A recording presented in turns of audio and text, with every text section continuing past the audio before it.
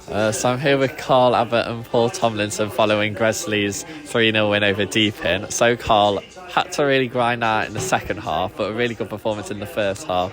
How do you assess the game overall? Very good performance first half, professional in the second half. Obviously 2-0 at half time, could have been 4 or 5. I thought it was some of the best football we've played all season on a difficult surface.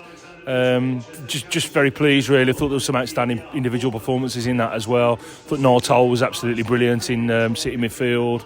I thought the boys up front were really lively. Both Kane and James did great today. Shay, did what Shay does, and the back four were very, very good as well, very steady.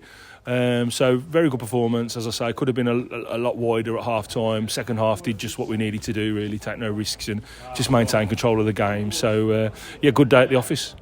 You brought in Corey and James, they both scored. How do you feel that they played, and also because they didn't start the last game, come in and made a big impact today?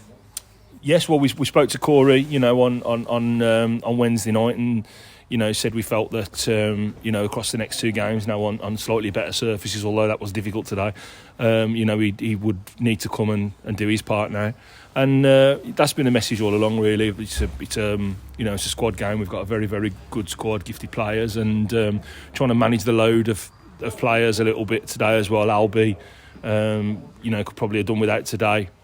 With the week he has ahead of him, and we were able to obviously get through the game without him having to go out and do anything. So Danny obviously coming back after being ill, just enough minutes for him to be fresh on Tuesday, and then the luxury of being able to get Shay off with the last kind of 12, 13, 14 minutes to go, just to wrap him in cotton wool really, mate. So just making use of the squad. Everybody's playing their part, and if we are successful come the end of the season, everyone who's pulled on a shirt this season has played a vital role. And Tom, a huge game in midweek. What are the preparations ahead of that one, and what are you telling the lads?